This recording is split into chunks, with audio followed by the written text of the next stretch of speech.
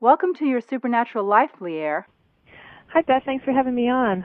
7 years ago, I discovered I had a tumor in my chest the size of a tennis ball, and I got rid of it without surgery by changing what I ate. I basically eliminated all processed foods, soy, trans fats, and ate only organic, pasture-raised, real food, actually nothing with a label. And within 3 months, the extreme pain I was in was gone, and 6 months later, I had a scan, and my tumor had disappeared. Now, I wasn't a vegetarian, but I so resonated with the message in your book from beginning to end. And I wanted you to share your story. You almost died from being a vegan for 20 years. Why you chose to be a vegan in the first place, and how it affected your body, and then how you ultimately made the decision to eat that can of tuna. I cried, by the way, when I read that. It was so beautifully written. Anyway, a lot of people have said that to me. They even made me read it on the radio once. I think people are very touched by that story, especially if you've been through a similar process. But yeah. I want to start by saying that is a fabulous story that you have about your own, restoring your own health. And I'm just so glad that you're still here. You're doing such an amazing radio show, and all your work in the world is so necessary. So I'm really glad that that was successful. The reason that I became a vegan was since I was a very young child, I was very upset about the environmental destruction that I saw around me. This was a source of tremendous grief, even, when I was 4 or 5 years old. And I, would look around and, what I saw were oil refineries and highways and giant cities. And I wanted the wild. I wanted the wild back. I wanted the animals and I wanted the trees. Even when I didn't have words for what I was after, there was terrible loneliness and grief for the world that I knew had once existed. Somewhere in our hearts, we still long for our home that's been destroyed. So when I was 16, I met a vegan, and she was able to tell me that if I ate this way, I would be saving the planet, saving hungry children, saving animals, and it made a really neat picture. It was very simple, that if I just ate these foods, it would all be better. And I think that as humans, we want those simple answers. And the values that underlaid what she was telling me were the values that were just extremely important to me. It was an ethical system that I really resonated with. So I took it up, and I thought, all right, well, I can do all these things. And I read, all the right books about it, and they all had the same message. So that was what I did for 20 years, but it almost immediately began to fall apart for me. I mean, first my health suffered, almost right away. I started to have health problems. I did not link them. Well, right away I started to get really hypoglycemic, but I didn't know that's what it was. I mean, I had no idea it was connected to my diet, and I had no idea that would be one logical outcome of eating a diet that has that much carbohydrate in it. I mean, carbohydrate is just sugar. We keep being told to eat the good carbs, the complex carbs.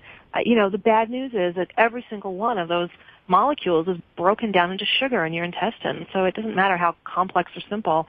It's all sugar, and your body has to deal with, every last bit of it that you eat. So, within 6 weeks, 2 months of starting this vegan diet, I was having these horrible blood sugar swings, and I didn't know what it was called. I just knew I felt horrible and had to keep eating, on a pretty, every few hours I would have to put more food in my mouth, and of course that only started the whole process all over again. So that was number one.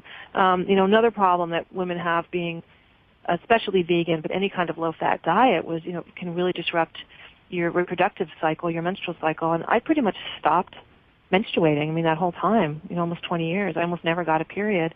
I didn't know why. And I got to say, the soy is also very indicated in that because it's an endocrine disruptor. You had gone to doctors and no one had suggested to take a look at your diet? Well, no, they'll never tell you this, and it just shows you the level of ignorance that the whole medical profession is steeped in. They don't really learn much about nutrition. Right. And the doctors that do know something, they have to figure it out on their own. I mean, I have since worked with 2 or 3 doctors who actually specialize in recovering vegans, and right away they know what's wrong with me and why, and they've been able to really help me. But, just the general doctor that I went to, none of them had a clue what was going on, why I ended up with these strange problems. They didn't ask me a single question about my diet. So amazing. Even if they had an inkling, it didn't occur to them to ask. So. Right. Yeah, so, anyway, so my health falls apart bit by bit, but it never occurred to me that, the problem was this diet because, it's an ideological stand. You want to believe that this is true. And, I say this with all the fondness that, I can have in my heart. It takes a fanatic to be a vegan. And, I was that kind of fanatic. And, it was like I wanted to take my ideology as a sledgehammer, and I could pound reality into the shape that I wanted. And it doesn't work that way. Reality is reality. And I destroyed my health. And, as I became more aware of the actual destruction of the planet, what actually was behind that, because I'm somebody who has to ask questions, and I kept asking deeper questions. And in the end, I ended up with it was just this terrible, disconnect between my ideology and the world as it actually works, the physical world, the living world. And in the end, I had to come up with different answers. And I want to say very strongly that the ethical imperatives that underlie the vegan or the vegetarian worldview are not at issue. So justice, compassion, sustainability, anything that questions human entitlement, those are the only values that are going to get us to the world that we need. And those values have never been anything but a driving force in my life, and they still are. But I had the wrong information. I did not understand what agriculture was. I didn't understand that it was a destructive process. I didn't understand what it had done to human societies. It was a huge mistake when humans took this up. All of that was information I had to put together, and all of it was directly at odds with this ideology that I had built about being a vegan. So I think that a lot of people, are going through similar processes now. We have better information that's sort of percolating through the culture, like Michael Pollan's Omnivore's Dilemma, all the great work that Joel Salatin is doing, Sally Fallon, the Weston Price Foundation. Lots of people are asking bigger questions, but it's at odds with the information we've been given. If you're just joining us, I'm talking with Lierre Keith, author of The Vegetarian Myth, on your supernatural life here on Green 960. I meet people all the time who are trying to convince me to stop eating the way I'm eating, because I eat meat, but I eat it pasture raised and all this, and sure. So, and they tell me about the China study, and they tell me how great they're feeling and how strong they're feeling, and I'll go raw, and they've got sparkly eyes, and I think, well, maybe I should stop eating this. But then reading your book really reinforces when you said eat what you crave, or I forgot how you phrased it, but it sort of resonated with me. It's like, yes, I want to eat where I feel nourished, and I do feel nourished by these foods. Well, and it's like, for me, being a vegan, my ideology had to nourish me because the food couldn't. And I kept insisting that, I felt fine. And in fact, I didn't. I mean, I fell apart on every level. But it's not until you reach that moment of desperation that, most vegans are willing to question it. And I get fan mail every day. And I'm not saying that, as, I'm so great. It's just there are so many people out there who have tried this and suffered from it for years, some of them. And it's, I wrote a book that leads them out. I help them to understand why they don't have to give up their basic values, but they can, in fact, make better decisions about ecologically appropriate food that is also food more appropriate to the human template. And they try it because they're desperate. And then I get the fan mail, it's been 2 weeks since I started eating animal protein and animal fat, after 10 years, 15 years. And they're like, I didn't know that the depression was caused by that. I had no idea my anxiety disorder was caused just by nutritional deficiencies. Or, some of them, they've recovered from asthma, heart disease, rheumatoid arthritis, all kinds of autoimmune diseases.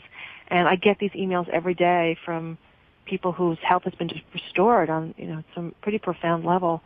And, a lot of it is the depression and anxiety. That's, I would say, is the overwhelming, and the exhaustion. Those would be the overwhelming, number one email that I get from recovering vegans. But it will take its toll. I have a friend who basically lost her thyroid due to eating so much soy. There you go. But she won't go on fish oil or anything to do with animals. Still, even after doctors have told her, it's really ingrained in people. That belief, I guess, is really strong and powerful.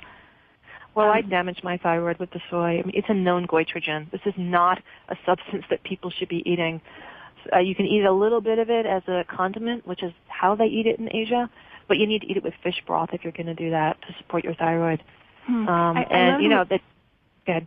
You know, you say in your book that soy is an industrial waste product and that soy protein fibers produce toxins that have to be tested for safety. And you say, why would anyone knowingly eat food that had to be tested? You know, it's like, hello.